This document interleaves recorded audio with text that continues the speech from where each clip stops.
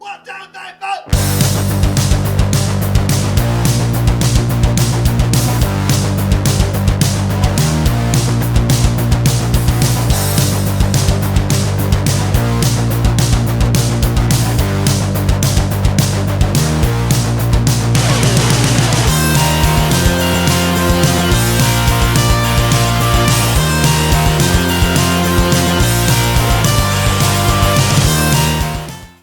All right, everybody, welcome back to All the Way. This is your host, Big John.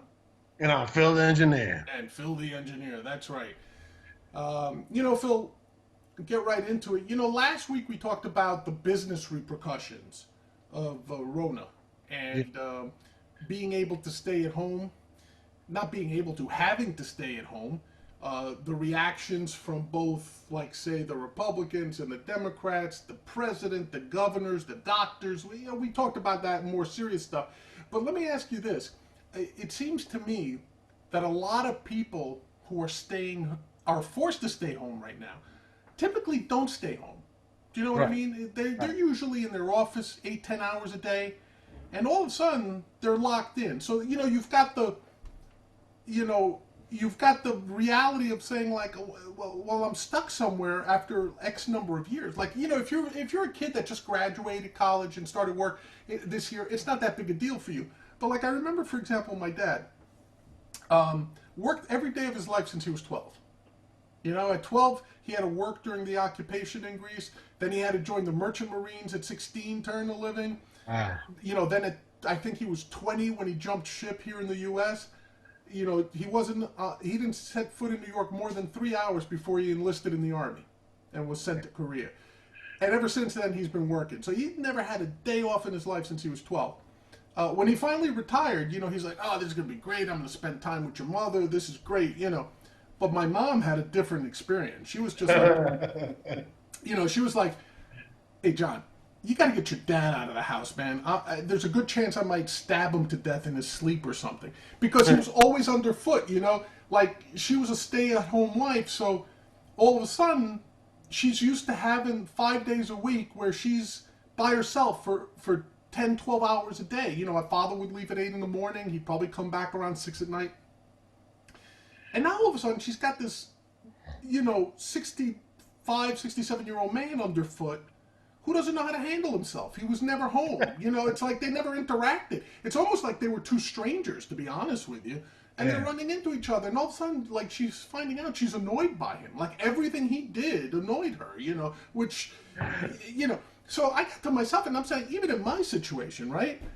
I'm home now full time. My wife is an essential worker, so she's still going into the office, So all of a sudden, I'm home. I'm with the kid, like, all day, and I'm cooking and I'm, cleaning and I'm and all of a sudden I'm like, what the fuck? It's like, You're a woman. No, yeah, I'm a bitch all of a sudden. My world is turned upside down. Now, fortunately, my wife is pretty good at ignoring me. Yeah. So for the most part, She's not the only one. Yeah, oh, of course. But she's handling it, and I'm handling it, But I'm wondering, how, like, do you think that's a problem initially? That we're all quarantined, and even though we may be quarantined with people we've been married to or shacked up with or just have known most of our lives, all of a sudden it's a different dynamic, man. You've got to be with them without a break for the most part. It's like, how do you think people are handling it? What do you see? I mean, what's your case? Well, I mean, what's going on, man? I think it depends on where you are in the relationship, right? Ah, Newer relationship, it's gonna be, you're still tapping it. yeah, oh yeah.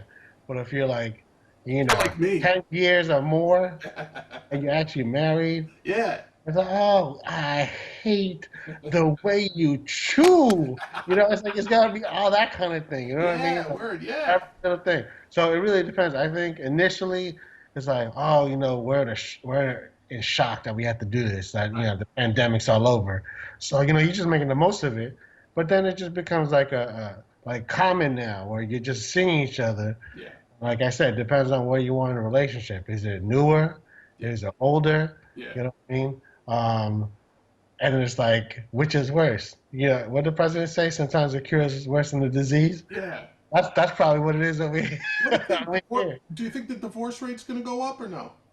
Here's the thing. I think it's gonna be extreme. It's either gonna be more babies or it's gonna be more divorces. You know what I mean? It could be both. It can be both. You're right. It'll Yeah. probably be equal. I didn't think of the baby angle, to be honest with you. But, Yeah. dude, man, but I got to tell you, even like the. We're gonna have a lot of babies named Brona in the future. I was going to say, even like your point, it's a joke, but even the servicing of the booty has got to be a little restricted. Like it's okay if it's just the two of you. But what if you're a family? Like that kid isn't going to school for you to do anything. Oh yeah, that's a problem. Unless like you sneak out to your car in the middle of the night or some shit, back Right. seat like you were teenagers. Yeah, yeah. I mean, it's still a little dicey, so to speak. But yeah, I thought about that. I said, I wonder how people are getting along psychologically. It's like, it's got to be rough. It's got to be rough. Yeah, no, it's definitely gotta be rough because, we're like creatures of habit. Yeah, So we're used to like if you're home by yourself and then you do your thing and then all of a sudden someone's interrupting it. yeah. Not cool, not cool. You know what I mean? So I don't know. It really depends. I think people though they'll adapt because at the heart of it, obviously you love the person that you're with. Right, So like you just understand. I think it's just it depends on the personality too. right, You right. know what I mean? So So okay. So let me ask you this though. So having said the fact that neither one of us has turned into a killer because we're cooped up with significant others right now. Having right, said that, I'm sure you're like me, right? You get a lot of work done. You get a couple of hours worth of stuff done. But then you've got a lot of downtime, right? Like for the most part, what are you going to do? You go out for a walk, you go out for a car ride or something. For the most part, though, you're finding yourself, if you're like me, first of all, I'm pretty much an insomniac to begin with. The fact that I'm not physically doing as much as I used to means that I'm probably sleeping even less because I can't fall asleep. You know what I mean? right. So aside from doing a little bit more work, project-wise, I end up consuming a lot of media. You would think people who do podcasts and videos and shit spend all day watching videos or watching TV or whatever, and some of us do. I don't. But now I'm forced to consume shit. Right. And I gotta tell you, most of the stuff is crap. Look, man. I'll be honest. I'm an Amazon Prime subscriber, Yeah. so and also because that's where my one and only TV series got published was Amazon Oh, Prime. So hey, go look up Net News if you're out there. Go look up Net News. hey. Yeah. But aside from that, I used to be a Netflix subscriber. I canceled that when I saw everything that I thought was worth seeing. So I started it up again. I said, okay, we're all locked in. Let's start up with the Netflix, right? So the first thing I saw was The Irishman. What a piece of shit movie. What was it, 3.5 hours long? 3 hours? What the fuck? I mean, I'm not going to say it was horrible because it had some great actors in it. Of course. But what was the point of the story? Did you see it? What's up with that? Oh, hell no. 3.5 hours? I don't have that much time to devote. You know what I'm saying? If I could get intermission, maybe. But I'm the type of person, I gotta see something from beginning to end. Yeah. Can't see beginning to end, I'm not gonna invest any time. So 3 hours, I'll spoil it for you. It was 3 hours where you got done and you said, what was the point? Yeah. What was the point? And the freaky effects to make De Niro and Pesci and all these people look younger and older, Yeah. it's nuts. It's nuts. You can't really. It was horrible. I just can't explain how disappointed I was that Scorsese produced this piece of shit. The guy who produced Gangs of New York and Right. what was it, The Departed and all that. I was gonna say, it's like, how can you make a movie about gangsters? Scorsese's making a movie about gangsters. The violence was like stuff you might see on network TV. Really? Yeah, in my opinion, Oh, man. it wasn't that thing. Then I'm looking for other stuff on Netflix. I think I caught Avengers Infinity War Right. because I haven't seen Infinity War and Endgame yet. So I saw Okay. Infinity War, and I was like, all right, yeah, that's pretty cool. being a comics guy, I didn't think it was that true to the books, but Right, right, it right. was good enough for what it was, you know. Yeah, yeah, yeah, yeah. But for the most part, I'm like, look at all these fucking movies that eat my balls. They're horrible. Like, and I'm not a movie theater guy. I haven't been to a theater in God knows how long. You know, I'm a theater guy for sure. yeah, I'm not a theater guy. I hate going to the theater because I always get into fights. I used to get into fights when I went to theaters. So, like, you know, That's there's like always going to some. a theater in the hood. Oh, yeah, man. I'm from the Bronx. No, because I grew up in there and whatever. The thing is, it's like you can't say anything because, like for example, you would always hear like a person of color Don't talk to the stereotype, screen. yo. Don't stereotype, yo. No, no, hey, no, that's what it was, right? So they would talk to the screen and say, "Oh, don't do it, motherfucker," and it's just I don't need the commentary. And then the minute you say something, oh, what you the president of the United States? You own this theater? It's a You have free making me country, be quiet. motherfucker. Yeah, and it's just like, oh my, so it's not even worth it. But yeah, I get no, but I love going to the theater regardless. Like now, as I've gotten older, I appreciate the commentary, and I'm like, oh shit, and I take part in it. Yeah. Well, yeah, you know, you get a little older. First of all, at this age, I'm not getting into any fights. You know what Right. I mean? I'm not equipped for it when you're 55. You know, you're not gonna get into a fight with a bunch of teenagers and 20-year-olds. You get your ass kicked, no matter how good you are. Right, right, But you're right. Like sometimes when you get older, the commentary, you know, like I think I told you the best for the folks that don't know, but I know I told you once off air. I said the funniest thing in a movie theater I've ever seen, and that includes the movies, by the way. yeah, I was watching Child's Play when it first came out. My friend and I decided to go to a theater in Harlem, just to, you know, because what the fuck, you know, if you're gonna be annoyed, you might as well be annoyed by the best, you know. So we went to the theater in Harlem, watching Child's Play, and there was one scene in the movie where the detective holds up a picture of some voodoo doctor and says, you know, we're looking for this guy, or you know. So then the scene changes and it's just the one shot of the picture, yeah. and without missing a beat, somebody in the back gets up and screams, "It's Cosby!" You know, stuff like that. You know, but it was so perfectly timed because it was like it was a high point in the movie. Yeah. The crowd had finally gone silent because they were interested, and the cop goes something like, you know, I'm looking for something to hold up. You know, he'll go like, and this. Well, let me get the right thing here. He goes, and this man, and this is the man we're looking for, and perfect beat. 1, 2. It's Cosby. You know, I I I was so laughing so hard with that because it wasn't even a joke so much as it was perfectly timed to what was going on the screen. Yeah, so my funny story, I guess. Yeah, I went to see the movie Juice. I don't know if you remember that movie. So I saw Juice in Co-op City, like the Oh, movie wait a theater. second, just to clarify, you're talking juice like the drink, not juice like Hebrews. Yeah, Juice, Juice. There you go. Gotcha. Yeah, so I went up to Co-op City in the Bronx, and Ah, the BX. yeah, it's like one of those theaters where they like get the wand all over you, make sure you're not Yep. bringing it in. So I had brought my friend Caucasian, Nice. right? And this is back, in the 90s. So, he had the long hair, like, Guns N' Roses and all this stuff, right? So he comes in with me, metal jacket, MCs, right? And then we're walking down the aisle, and someone goes, "Oh shit, it's John Bon Jovi."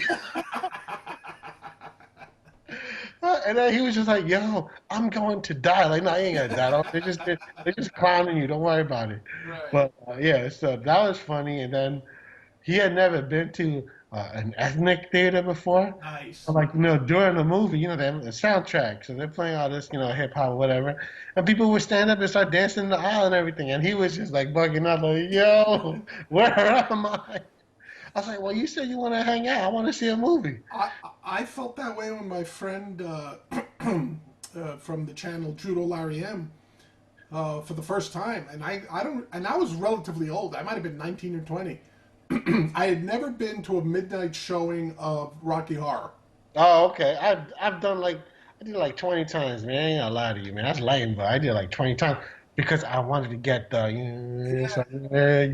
Oh, what you want to do? Whatever you want. Oh, yeah, exactly. But I remember my first experience with that was in Greenwich, in the Greenwich Village Theater. That's what the only place they had it in the city. Yeah. So, you go there and it's like all the freaks come out. Oh So it's, man, aside from the typical Rocky mites. horror, you've got like first you walk in, they're wanding you, they're patting you down. And I used to carry in those days. I always had something on me, they're like, you'll get this back on the way out, pull down my blade, it's like, you'll get this on the way out, no fucking stabbing anybody in the theater, it's like, oh shit, okay, fair enough. But yeah, but for the most part, I think literally, I'm not bullshit. The last movie we saw in the theater, me and my wife, was 300. Jesus. And that one was the first movie we had seen at that time in like 5 years. Wow. Because it's Greek. I'm laughing, but it may have been that we saw My Big Fat Greek Wedding. Would have been one before that. You know what I mean? So, that's the last movie we've been in the theater to. It's just so annoying. It's so what's the word I want to say? Inconvenient. It's like if you have a nice, whatever 75-inch flat screen or whatever, 60-inch flat screen even, a nice sound bar. What's the point? What's the point? Right. It's True. It's cleaner. You're not spending 50, $60 going to the theater, for two people. Yeah, I hear you. I hear you. So anyway, but let me also ask you this: network TV. Have you been watching any of that?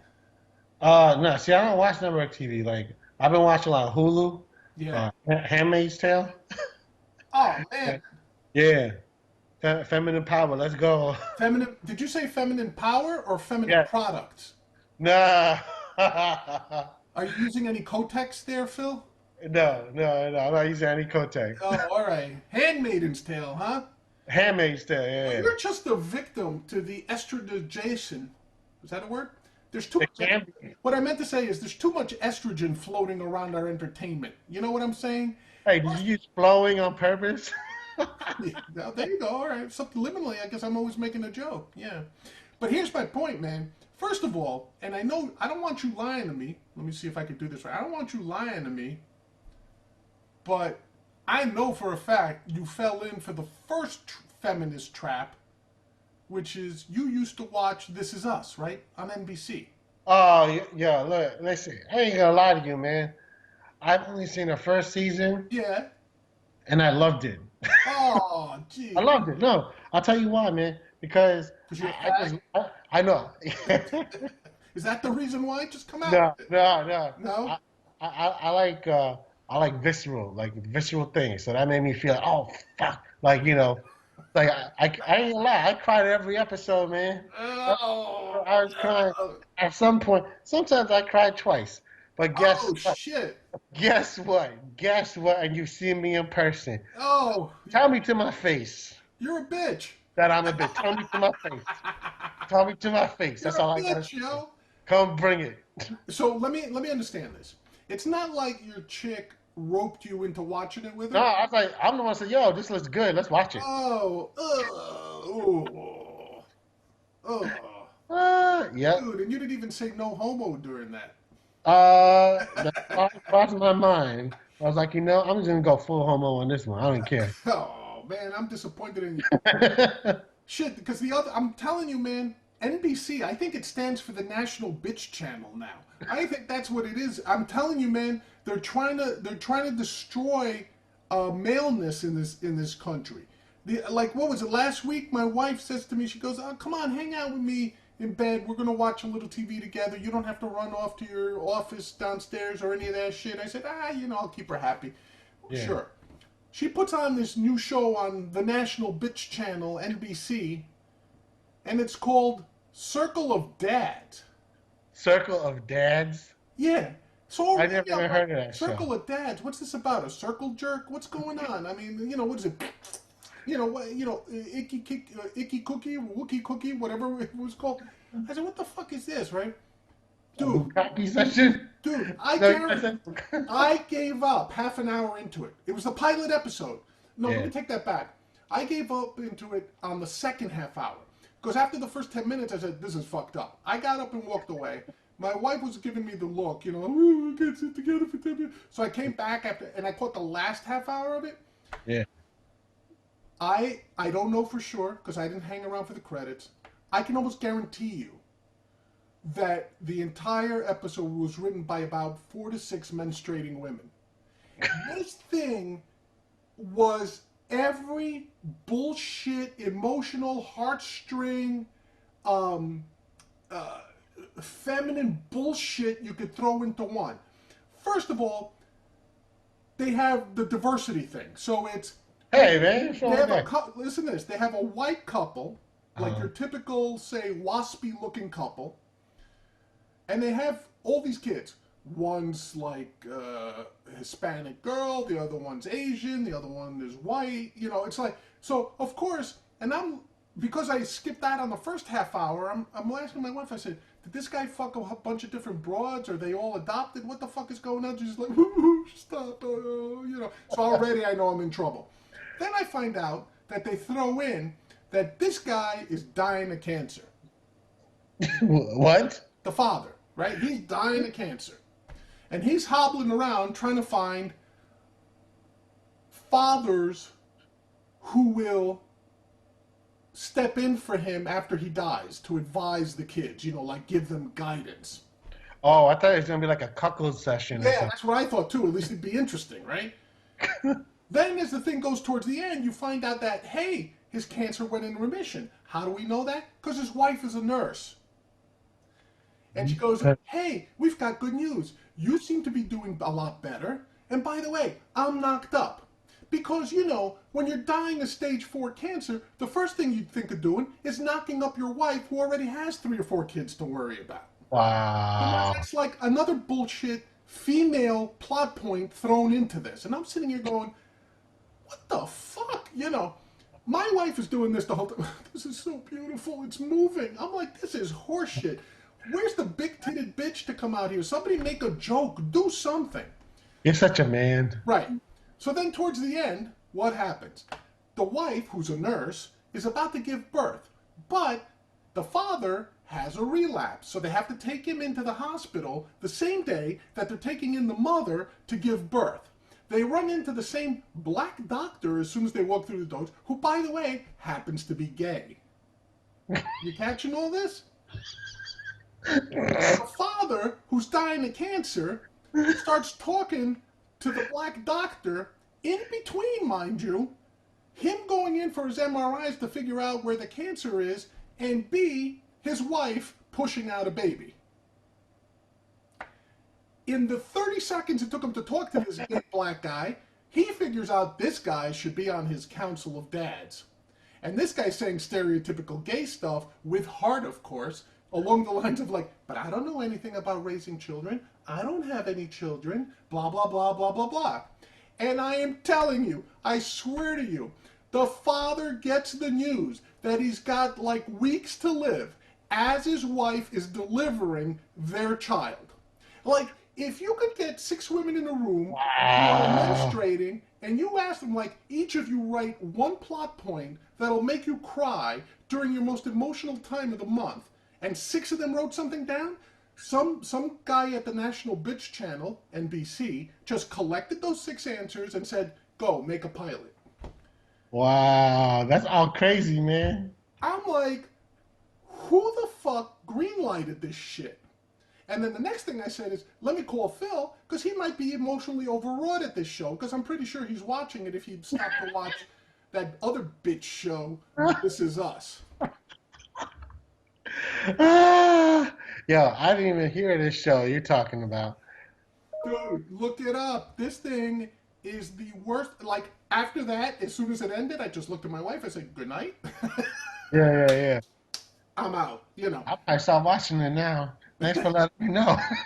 As soon as that shit was done, I came down to my office and I turned on, I think, like Caddyshack or something, you know, just something to like bring some tits and laughter back into my life because I have none up and with that show. Horrible piece of entertainment. Horrible. And I think NBC must be going all in on just being the estrogen channel now. Yeah, Like they hey, stole it away from Oprah. what are their ratings? Maybe it's working. You know, at the end of the day, it's really about money. I hear you, but like, at what point do you sell out your nation? Oh, I don't know. Why don't you ask Agent Orange? God damn. He was on NBC too. Oh yeah, with the Apprentice. Fired. Oh man, I don't know about you, man, but like, network television to me now is utterly worthless, except for sports. Yeah, no, I agree. I Right? agree. Even the news is worthless. Like occasionally, like if there's a storm coming and I need to hear like when the hurricane is hitting or whatever, I'll turn on the local news. But I mean, Not even. I just look at my phone. that too, but I'm just saying, like, okay, if you need water, go here or whatever. But I'm saying, like, the the need, if that's the right word, to watch network television is gone for me. Like, if it wasn't for the NFL games that I don't catch, but to be honest with you, I spend every year I buy the Red Zone. I buy the NFL channel's Red Zone. By the way, God's gift to any football fan Yeah. is the red zone. It's not even the dish channel. It's not NFL ticket. It's not Sunday ticket. It's the Right. red zone. Yeah. If you're a child of the internet, the red zone is the shit.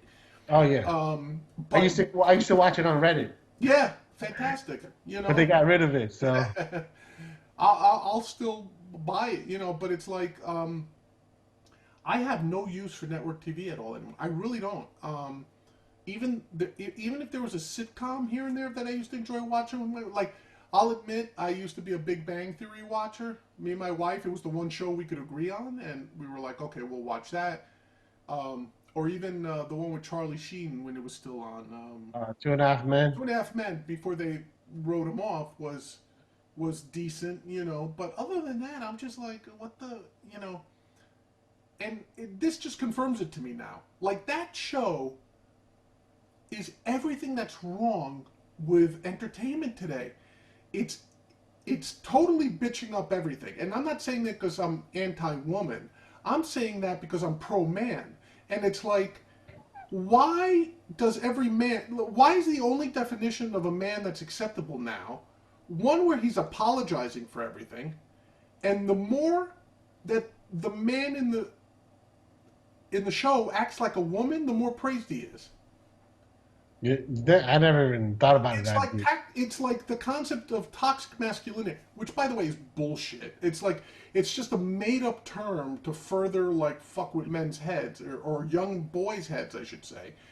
Um, Taken to the extreme, like every man has to be. If you're not sensitive, you're a piece of shit. If you're not someone who yearns to behave like the woman in his life, like the strong woman in his life, is a piece of shit. All these network shows. Every family now has to be interracial, interfaith, intergender. Um, gays make up 2% of the population, but they seem to make up 50% of any TV show you watch right now.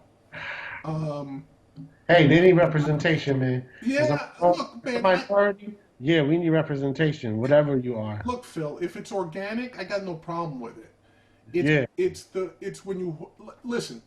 If you can't find talented enough writers to produce a script for you that includes, say, a gay man or a gay woman organically, then it's like me trying to horseshoe a clown into every episode, right. I got or, you. or horseshoe like a Rambo veteran into everything. Right.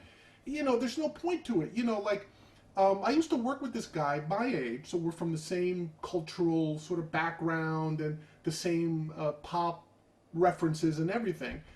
And he was a gay man, and he was a gay man who had come out of the closet after he had been married to a woman. So he came out of the closet and said, "Hey, man, I'm living a lie." Like that, who was the governor in Jersey? Like McGreevey, Governor Yeah. McGreevey, and he just said, "Look, man, he had kids from that marriage." But he just said, "Look, man, I'm living a lie," and I was like, "Oh, that's brave of you." It's like I don't know that I would have had, even if I knew it was true, I don't know that I would have had the bravery to do it after being married for so long. Right. But we got to know each other. We had a lot of good talks, and one of the talks I had is I said, "How do you feel?" And he was that was it. He was a big comic fan. Yeah. I said, "How do you feel about the shoehorning of existing characters to either come out as gay or come out as lesbian or come out as multicultural or all of a sudden Thor's a woman. You know what? I said, how do you feel about that as a comic fan? And he looked at me straight up and he said, I fucking hate it. Yeah. He goes, we're gay. We're not aliens. We're not people with a mental disorder. He goes, really? You can't create a new comic book with a gay superhero? You can't come up with an original concept if you're at Marvel or DC where the protagonist is gay and organically has to deal with gay issues, so to speak, as well as the typical comic book issues, right? Like good versus evil, whatever. You can't do that originally. Like he goes, I don't feel better if you make Thor a woman. I don't feel better if so and so all of a sudden comes out as gay. I forget who he was, the character he was talking about. But he goes, I don't feel any better. Create a gay character. Give them their own, and it doesn't have to be like I fly by farting shit out of my ass. It doesn't have to be like a gay power, you know. It could be, it could be like a Superman character who just happens to be gay, you know. It doesn't have to be crazy, you know. Yeah. And he was telling me, he goes, I really think that this forced diversity in entertainment, this forced inclusion in entertainment is really doing more harm than good. Right. Right? Because you're forcing it on people. Yeah, but you're not doing it organically, right? So, like, Yeah, I got you. do you remember when the big deal was that Ellen came out, Yeah. right, on her show? Like, for those that don't know or are too young, Ellen DeGeneres had a sitcom way before she had a talk show, right? So we're talking maybe 25 years ago, would you say, Phil? Yeah, so I'm Roughly? like, man, we old, yeah. 20, 25 years ago. And it was a big deal that on the show, Ellen's character came out as gay. So the show started with her. People just assumed she was straight. She would try to date men or whatever. And then somewhere along the progress of the show, she came out. Her character came out as gay, which was fairly good because she was gay, right? And even though people knew it but didn't know it, she confirmed it, right? But that was a little forced to me even then. I'll tell you though, people forget. There was another sitcom in the late 70s, early 80s, and I don't know if you remember this one. It was called Soap. Oh, I remember so. Yeah. Oh yeah, And Billy on Crystal. Soap, Billy Crystal Yeah. played a gay character. To me, that was much more organic, right? Oh yeah, Because it's hilarious. they didn't make a joke. They didn't make a joke out of the gayness itself, the homosexuality. And think about it. This was 20 years before Ellen. Yeah, and during the 70s. During the 70s, and he was a main character as a gay man. Now, yeah, they had the gay jokes, like every time someone would try to rough him up, he'd just bat his eyelashes and say, oh, you're cute or something, and the big tough guy would get freaked out, you know. So they had those types of jokes, of course, but it was a much more organic character to me, and I loved that show. I loved watching Soap as a teen. You know, I thought it was hilarious. I thought it was groundbreaking. It pushed the envelope about what you could and couldn't say on network TV. But it seems to, I don't know, Phil, you tell me, I know you're a big media guy. Do you feel like that's the case now that we're here consuming all this media? Like, I'm starting to see it, like I always knew about it, but I'm seeing it more and more. It's almost like I'm being bombarded, especially on network TV, that everything has to be this forced diversity, forced inclusion, and every time there's a new letter added to the rainbow, every time there's a new color added to the rainbow, you know what I'm talking about. Yeah. It seems that there's a sitcom that has to incorporate it, or there's a drama, not so much a sitcom, but a drama that has to incorporate. Look, I mentioned before 2.5 Men, right? So after Charlie Sheen's character was written off and they brought on Ashton Kutcher, right, which made no sense, but what was the other character they brought on? Charlie Sheen's long-lost daughter, who just happens to be a voracious lesbian. I didn't even remember that. Yeah. A horrible character, because it was so obvious that they needed jokes at the expense of a lesbian. And it wasn't organic or anything. She just literally showed up in one episode, said, hey, I'm Charlie's long-lost daughter, I love pussy, and here I am. Yeah. And that was it. You know, and you're like, what? You know, it's like really, really forced, you know? But I don't know, what do you think? I know you watch a lot of TV, you watch a lot of movies. What do you think? You think this is something that's happening, or is it just me?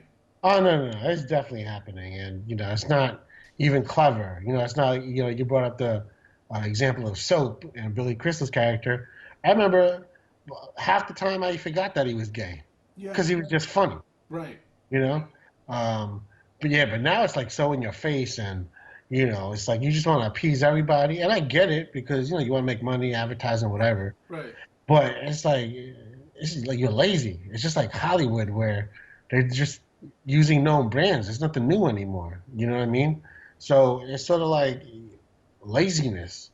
The writing isn't clever enough, and you Right. just want to hit the heartstrings, and that's easy to do.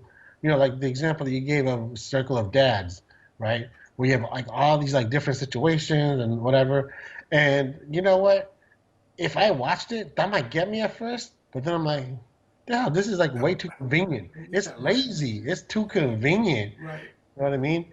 Um, I don't know. It's like I hate that blatant, like trying to hit the emotions and you know clubbing you over the head with like, oh, here's a gay guy, he's a lesbian guy.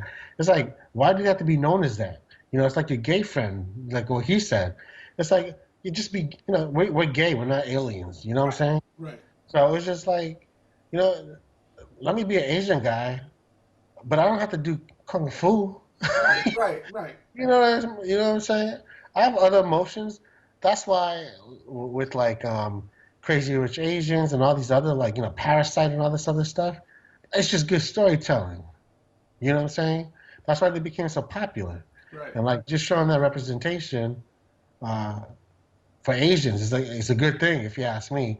Because the only thing that we had that was cool back in the day was Bruce Lee. You know Right. what I'm saying? But then because of that, everyone, like, I swear to God, everyone asked me, "Oh, you know karate?" Like Right. they didn't even Right. ask the right question. It's not. He didn't do karate. He did kung fu. Actually, he didn't even do kung fu. He did jeet kune do. But it's just like, oh my God, seriously. Um, like now, with Asian cinema, they're showing them like regular. They're just regular people, Right.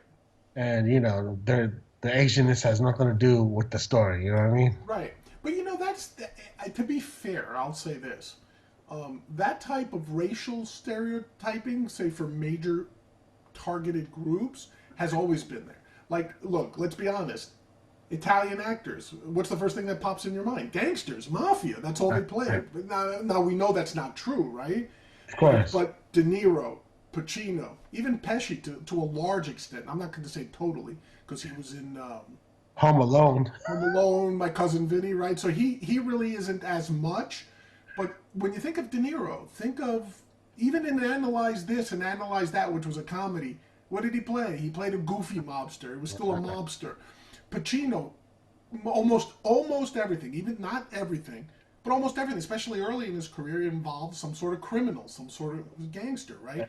Godfather, right? Yeah, The Godfather and Casino for Scarface. Scarface, everything, right? So Italians, especially for a long time, had that racial stereotype, and it was always a balancing act, right? Like, hey, we want representation. So in The Godfather, every Italian is a goddamn murderer, but you might find two or three that were actually good, Right, right. right?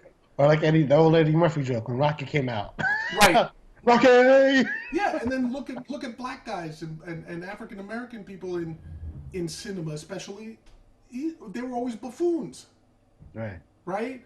That old joke, right? If you were a black comedian who had made it, whether it was Flip Wilson, Eddie Murphy, what did the writers always ask them to do? Dave Chappelle has a great um, bit about this, but why is it that every funny black actor was asked to wear a dress?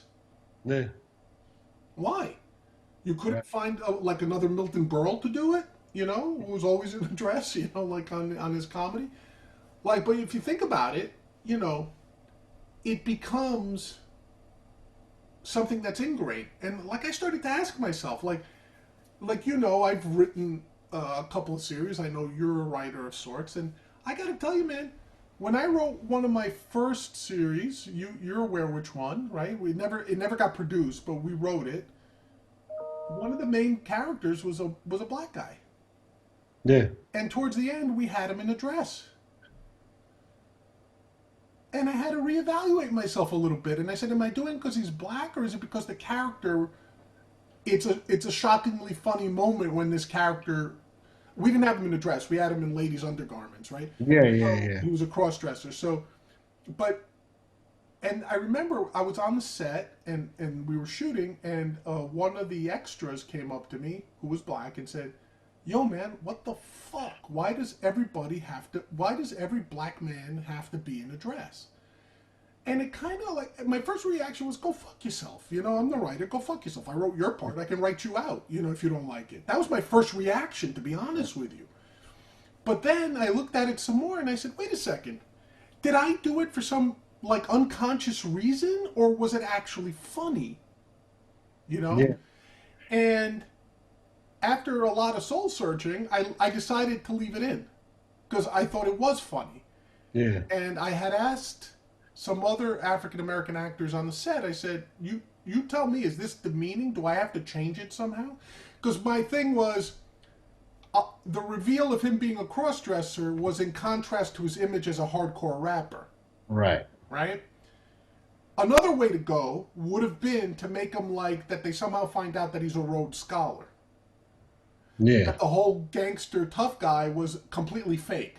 And that he had no real credibility because he was this like meek nerd, right? Right. That was Right. the other way to go. So I literally took a straw poll and we shot it both ways. Like one was him opening his shirt to reveal a bra, and the other one was dropping some papers to find out that he was writing a paper on black holes or something, you know. Why So, gotta be black holes? why it gotta be black holes? Racist shit, you know. But and most of the actors who were African American said no, it's funnier if he reveals the undergarments. So I kind of felt a little bit better, but I even caught myself saying, "Damn, I ended up putting a black man in a dress again." You know, not that I'm a huge comedy writer or anything like that, but it was just something that when it was brought to my attention, I suddenly became aware of it. Yeah. So I don't know. Is there a conspiracy to always put a black man in a dress, or make all Asians masters of the martial arts, or all Irishmen drunkards, or it's like, that old tropism is all stereotypes are based in truth, right? Oh yeah. To some extent. Right. So, why are all Italians portrayed as mafia? Well, the mafia back in the day was all Italians, right? So you're going to use it whenever you do a show about the mafia. You're going to have Italians being portrayed. Now it'll be different because you've got Russian mobs and whatever other mobs, Asian mobs, whatever. But back then it was, and that's where that stereotype came from. Not whether it was overplayed or not is, I guess, open for debate. But yeah, it's very interesting that even how you consume entertainment media all of a sudden comes under scrutiny. Yeah. No, I hear you, man. And I'm glad that you like actually thought about it. Because like some people would just like wave it away, like fuck it. Yeah. But I think sometimes you need to be conscious of like what you're writing and what the message might be. Of course, now with comedy, it's like who gives a fuck, right? I agree. Like it's an attempt at humor. Whether it's funny or not is it's not up to you. Yeah. It's up to whoever sees it or hears it. You know what I'm saying? Right. But you think it's funny. I mean, you have to try. Right, exactly. Well, our one of the I know guys that you and I both looked up to in terms of a performer, Patrice O'Neill. Oh yeah. He said the birth of funny and unfunny is the same process. Yeah, no, that's true. Like a comedian, a writer never knows how their work is going to be accepted until it's actually written out, or it's actually performed, or it's actually said.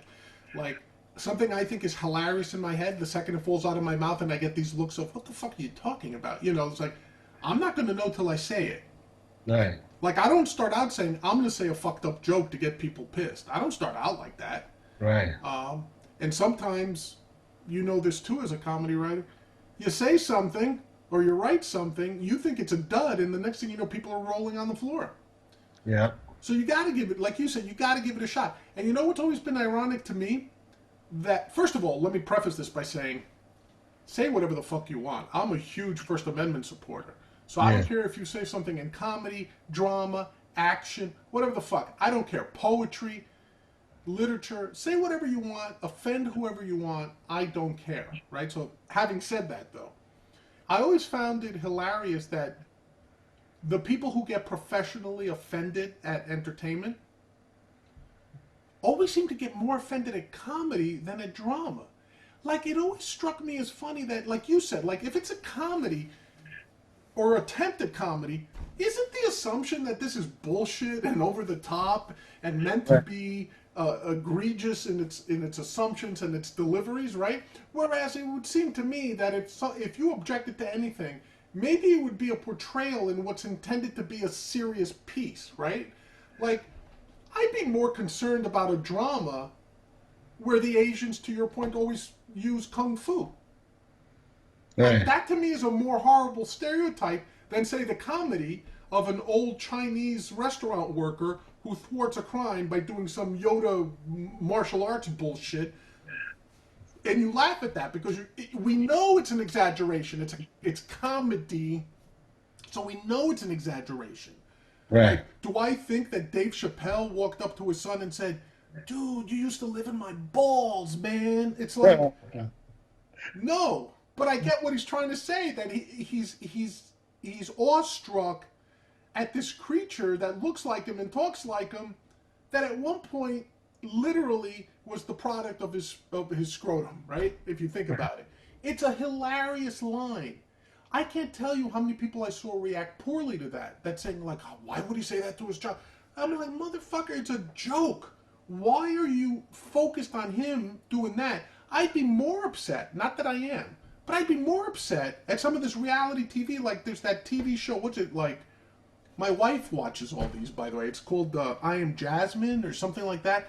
It's like a reality show about a kid who started transitioning some sort of weird gender change at like 10 or 13. Like That's way too early. like an age where no child has any sort of sense of who they are, what they want to be. They don't understand what's going on with all the hormones raging around them. And yet here's a TV show actively and aggressively pushing this kid and supporting this kid to go from male to female. And I'm talking like hormone therapy, everything. It's not just a cross-dressing kid who might think he's gay. This Right. was a kid who says, "I want to be a woman." So yeah, destroy my ability to sire children. Destroy this. Destroy that. And wouldn't you be either more proud or more upset at that if you were a supporter or an antagonist, right? Than in a comedy where someone goes, "Oh goodness," or something like that, right? We know it's an Why many exaggeration. people got a list, man? No, but that's what I'm saying, right? That's what comedy does, right? It's an over exaggeration of a point you're trying to make. Whereas, so I can never be upset at a comedy because it's Yeah. a comedy. You know what I mean? To your point. Right. But like the dramas and shit, like the supposedly, because now's the time to address this type of thing. It's like really that you don't get upset about. Yeah. That you don't get upset about, but you get upset at comedy, at stand-up comedians. Like Right. when Tosh made that rape joke, Oh yeah. right? Like she was bitching about his act, and he just said, "Wouldn't it be funny if she got raped as soon as she left this room?" Like, really, you really think the guy would think it'd be funny? Like, why did he? And I mean, good for him. He didn't back down. He was like, "It was a joke. Go fuck yourselves." And good for him. You know what I mean? Yeah. But I don't know, man. I don't know, man. This quarantine is driving me crazy with our own media. Hey man, just keep up the good fight, man. Keep watching. Hey, man. All right, man. So listen. Anything else you want to throw out there, Phil? No, you spoke a damn lot. I So. did. I'm out of breath. I need you to talk for 2 seconds so I can enjoy a beverage. Yeah, no, I'm good. I basically agree with everything that you said. And I'm not saying that like I'm a Trump supporter, where I just agree with everything that he Right. said. You know what I'm saying? Well, do you also agree that you're a bitch for enjoying This Is Us? Oh yeah, hell yeah, yeah. No doubt. It's all right. You know, listen, man. It's like Right. Next time, can you write "bitch" across your face mask? no, I ain't going that far. I ain't going that far. You know what I'm saying? So, All right, brother. Let's do this again soon. Let's get another episode out for the fans, however many we may have. Until then, this has been your host, Big John. Phil, all the way forever. All the way for everybody. Peace. Uh-huh. Hey everybody, thanks for watching the latest episode of All the Way. Want you to come back and check out some more, so just click up in this corner for more videos. Also down there for some extra videos. And if you're really generous, subscribe to the channel. Click down there. Remember to go all the way.